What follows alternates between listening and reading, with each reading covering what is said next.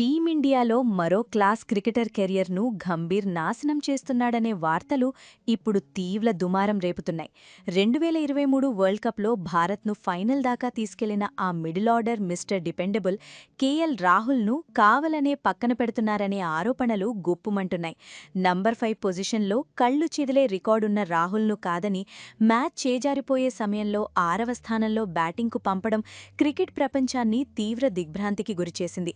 ఈ విషయంగానే గౌతమ్ గంభీర్ తన అనాలోచిత ప్రయోగాలతో జట్టును గబ్బు పట్టిస్తున్నాడు, రాహుల్ లాంటి మంచి ప్లేయర్ కెరియర్ను మేనేజ్మెంట్ నాశనం చేస్తోంది అంటూ టీమిండియా మాజీ దిగ్గజం కృష్ణమాచారి శ్రీకాంత్ చేసిన సంచలన వ్యాఖ్యలు ఇప్పుడు ఇండియన్ క్రికెట్లో చిచ్చురేపాయి.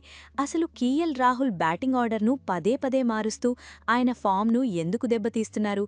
సంజు శాంసన్ లాగే రాహుల్ కెరియర్ను కూడా నాశనం చేయబోతున్నారా? గంభీర్తో పాటు టీం మేనేజ్మెంట్ ఎందుకిలా పిచ్చి నిర్ణయాలు తీసుకుంటోంది? లార్డ్స్ వేదికగా జరిగిన ఆ రాత్రి అసలు కేఎల్ రాహుల్కు ఏం జరిగింది అనే విషయాలను ఈ వీడియోలో మనం డిస్కస్ చేయబోతున్నాం. మీలో కేఎల్ రాహుల్ అంటే ఎంతమందికి ఇష్టమో కామెంట్ చేసి వీడియోని చివరి వరకు చూడండి. ఇంగ్లండ్తో జరిగిన అత్యంత కీలకమైన 3వ వన్డే మ్యాచ్ పర్యావసానాలను మనమొకసారి గమనిస్తే కళ్ల ముందు 387 పరుగుల భారీ లక్ష్యముండి రోహిత్ శర్మ 138 పరుగులతో అద్భుతమైన సెంచరీతో విరుచుకుపడ్డాడు. విరాట్ కోహ్లీ మరియు కెప్టెన్ శుభ్మన్ గిల్ కూడా హాఫ్ సెంచరీలతో గెలుపుకు గట్టి పునాది వేశారు. కానీ మ్యాచ్ మధ్యలో ఏం జరిగిందో తెలుసా? ఏ స్థానంలో అయితే కేఎల్ రాహుల్ లాంటి అనుభవజ్ఞుడైన బ్యాటర్ వచ్చి ఇన్నింగ్స్ను చక్కదిద్ది మ్యాచ్ను గెలిపించాలి అని అందరూ ఆశించారు, అక్కడ అనూహ్యమైన మార్పులు జరిగాయి. రాహుల్ను పక్కన పెట్టి ఇషాన్ కిషన్ను 4వ స్థానంలో బ్యాటింగ్కు పంపించారు. తీరా మ్యాచ్ దాదాపు చేజారిపోయిన సమయంలో, అంటే రన్ రేట్ ఓవర్కు 15 పరుగులు కావాల్సిన క్లిష్ట పరిస్థితుల్లో రాహుల్ను 6వ స్థానంలో బ్యాటింగ్కు పంపించారు. అసలు ఈ నిర్ణయం వెనుక ఉన్న లాజిక్ ఏంటని టీమిండియా మాజీ క్రికెటర్ కృష్ణమాచారి శ్రీకాంత్ నిప్పులు చెరుగుతున్నారు. శ్రీకాంత్ తన యూట్యూబ్ ఛానల్ అయిన చీకీ చీకా వేదికగా మాట్లాడుతూ కేఎల్ రాహుల్ ఏమైనా 6వ స్థానంలోనో లేక 7వ స్థానంలోనో వచ్చి బ్యాటింగ్ చేసే ప్లేయరా అని సూటిగా ప్రశ్నించారు. గతంలో నంబర్ 5 పొజిషన్లో రాహుల్ రికార్డులు చూస్తే ఎవ్వరికైనా మతిపోవాల్సిందే. 2023 వరల్డ్ కప్ వన్డే ప్రపంచకప్లో రాహుల్ 5వ స్థానంలో వచ్చి కోహ్లీతో కలిసి అద్భుతమైన భాగస్వామ్యాలను నిర్మించి భారత్ను ఫైనల్ వరకు తీసుకెళ్లాడు. కేవలం 10 ఇన్నింగ్స్లోనే అతను 452 పరుగులు సాధించాడు. అంతటి అద్భుతమైన రికార్డున్న ప్లేయర్ను ఇప్పుడు 6వ స్థానానికి పంపడం అనేది ముమ్మాటికి మేనేజ్మెంట్ చేస్తున్న తప్పిదమేనని శ్రీకాంత్ ఘాటుగా విమర్శించారు. గంభీర్ తన అనాలోచిత నిర్ణయాలతో జట్టును గబ్బు పట్టిస్తున్నాడని ఆయన చాలా కఠినమైన పదజాలాన్ని ఉపయోగించారు. ఇక్కడ మరో ముఖ్యమైన విషయం ఏంటంటే శ్రీకాంత్ కేవలం రాహుల్ గురించి మాత్రమే మాట్లాడలేదు. గతంలో సంజు శాంసన్ మరియు యువ ప్లేయర్ వైభవ్ సూర్యవంశీ కెరియర్లను కూడా ఇదే విధంగా మేనేజ్మెంట్ నాశనం చేసిందని ఆయన ఆరోపించారు. ఇప్పుడు రాహుల్ వంతు వచ్చిందని, కావాలనే ఒక మంచి ప్లేయర్ కెరియర్ను ముగించేలా మేనేజ్మెంట్ వ్యవహరిస్తోందని ఆయన ఆవేదన వ్యక్తం చేశారు. అసలు ఇషాన్ కిషన్ 4వ స్థానంలో బ్యాటింగ్ చేయగలిగినప్పుడు అంతకంటే ఎక్కువ అనుభవం ఉన్న రాహుల్ ఆ స్థానంలో ఎందుకు ఆడకూడదు అనేది శ్రీకాంత్ ప్రధాన ప్రశ్న. ఈ ప్రయోగాలు జట్టుకు లాభం చేయడం కంటే నష్టమే ఎక్కువ చేస్తున్నాయని అర్థమవుతోంది. ఇక మ్యాచ్ ఫలితాల విషయానికొస్తే లార్డ్ స్టేడియంలో జరిగిన ఆ 3వ వన్డేలో భారత్ 27 పరుగుల తేడాతో ఓడిపోయింది. దాంతో సిరీస్ను 1-2తో కోల్పోయింది. రోహిత్ శర్మ సెంచరీ చేసినా ఫలితం లేకుండా పోయింది. మిడిల్ ఆర్డర్ పూర్తిగా కుప్పకూలిపోవడమే దీనికి ప్రధాన కారణం.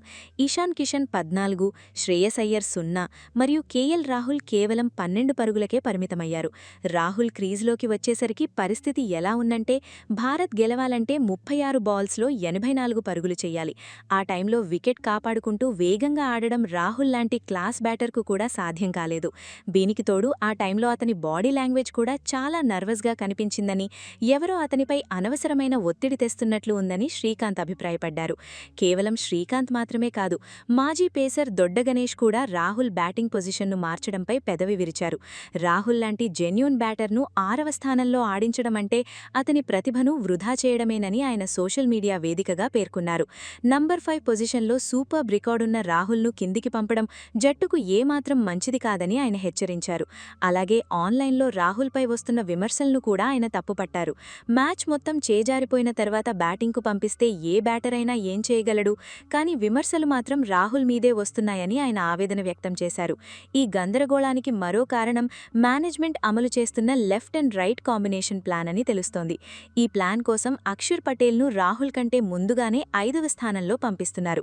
అయితే ఛాంపియన్స్ ట్రోఫీ 2025లో ఈ ప్రయోగం కొంతవరకు ఫలితాన్నిచ్చినా ఇంగ్లండ్తో సిరీస్లో మాత్రం ఇది అట్టర్ ఫ్లాప్ అయింది. దీనివల్ల రాహుల్ తన నార్మల్ గేమ్ను ఆడలేకపోతున్నాడని శ్రీకాంత్ వాదిస్తున్నారు. పరిస్థితులకు అనుగుణంగా బ్యాటింగ్ శైలిని మార్చుకోగల నేర్పరి అయిన రాహుల్ను సరైన స్థానంలో ఉపయోగించుకోకపోవడం జట్టు మేనేజ్మెంట్ వైఫల్యమేనని స్పష్టమవుతోంది. ఇక బౌలింగ్ విభాగం గురించి మాట్లాడుకుంటే జస్ప్రీత్ బుమ్రా లేకపోవడం జట్టుకు పెద్ద లోటుగా మారింది. ఇంగ్లండ్ బ్యాటర్ బెన్ డకెట్ 141 పరుగులతో మన బౌలర్లను ఒక ఆట ఆడుకున్నాడు. భారత పేస్ దళం అనుభవం లేమితో భారీగా పరుగులు సమర్పించుకుంది. ప్రసిద్ధ్ కృష్ణ, అర్షదీప్ సింగ్, ప్రిన్స్ యాదవ్ మరియు గుర్నూర్ బ్రార్లతో కూడిన మన బౌలింగ్ విభాగం మొత్తం అనుభవం కేవలం 51 వన్డేలు మాత్రమే. ఇది ఇంగ్లండ్ లాంటి ఫామ్లో ఉన్న జట్టును అడ్డుకోవడానికి సరిపోలేదు. హెడ్ కోచ్ గంభీర్ వచ్చిన తర్వాత కుల్దీప్ యాదవ్ లాంటి అద్భుతమైన స్పిన్నర్ను కూడా కేవలం పరిమిత మ్యాచ్లలోనే వాడుకోవడంపై విమర్శలు వినిపిస్తున్నాయి. రెండో స్పిన్నర్ లేకపోవడం ఇంగ్లండ్ పర్యటనలో భారత్ను దెబ్బతీసింది. రవీంద్ర జడేజా పరిస్థితి కూడా దాదాపు ఇలానే ఉంది. జడేజా లాంటి సీజన్డ్ ఆల్రౌండర్ను పక్కన పెట్టి శివం దూబే మరియు సూర్యాన్ షెడ్గే లాంటి యువ ఆటగాళ్లను మేనేజ్మెంట్ ప్రోత్సహిస్తోంది. కానీ వారు ఆశించిన స్థాయిలో రాణించడం లేదు. జడేజాను జట్టు నుంచి దూరం చేయడమంటే అతన్ని షెడ్డుకు పరిమితం చేయడమేనని శ్రీకాంత్ వ్యంగ్యంగా వ్యాఖ్యానించారు. అనుభవం ఉన్న ఆటగాళ్లను గౌరవించకుండా కేవలం ప్రయోగాల పేరుతో జట్టును గందరగోళంలోకి నెట్టడం సరికాదని ఆయన సూచించారు. ఒకసారి Rahul personal and professional life గురించి చూస్తే కేఎల్ రాహుల్ పూర్తి పేరు కన్నూర్ లోకేష్ రాహుల్. ఆయన 1992 ఏప్రిల్ 18న బెంగళూరులో జన్మించారు. రాహుల్ తండ్రి కేఎన్ లోకేష్ గారు మ్యాంగ్లోర్లోని ఎన్ఐటీకేలో ప్రొఫెసర్గా పనిచేసేవారు. అమ్మరి రాజేశ్వరి గారు కూడా ఒక ప్రొఫెసరే. రాహుల్ తండ్రికి క్రికెట్ అంటే ప్రాణం. ముఖ్యంగా సునీల్ గవాస్కర్ అంటే ఆయనకు ఎంతో అభిమానం. గవాస్కర్ కొడుకు పేరు రోహన్ అని అనుకొని తన కొడుకుకు కూడా అదే పేరు పెట్టాలని భావించారు. కానీ పొరపాటున రాహుల్ అని పేరు పెట్టారు. ఆ తర్వాత తెలిసింది గవాస్కర్ కొడుకు పేరు రోహన్ అని. అలా ఒక చిన్న కన్ఫ్యూజన్తో రాహుల్ అనే పేరు ఖయమైంది. రాహుల్ చిన్నతనం నుంచే చదువులోనూ ఆటల్లోనూ చాలా యాక్టివ్గా ఉండేవాడు. హాకీ, వాలీబాల్, ఫుట్బాల్ ఇలా ఏ ఆట ఆడినా అందులో తన ముద్ర వేసేవాడు. కానీ వాళ్ల ఇంట్లో ఒక కండిషన్ ఉండేది. అదేంటంటే ఆటల వల్ల చదువు దెబ్బతినకూడదు. ఒకవేళ గ్రేడ్స్ గనక తగ్గితే మళ్లీ గ్రౌండ్లోకి అడుగు పెట్టనివ్వమని వాళ్ల అమ్మగారు ఖచ్చితంగా చెప్పారు. దీంతో రాహుల్ చదువును ఆటను బ్యాలెన్స్ చేస్తూ ముందుకు సాగాడు. 11 ఏళ్ల వయసులో రాహుల్ సూరత్కల్ కాలేజ్ గ్రౌండ్లో క్రికెట్ ప్రాక్టీస్ మొదలుపెట్టాడు. స్కూల్ టీం తరపున ఆడుతున్నప్పుడు రాహుల్ ప్రతిభను చూసి అందరూ ఆశ్చర్యపోయేవారు. దాంతో కేవలం 14 ఏళ్లకే కర్ణాటక అండర్-14 మరియు అండర్-16 జట్లకు ఎంపికయ్యాడు. ఆ వయసులో రాహుల్ చాలా స్టైలిష్గా ఉండేవాడు.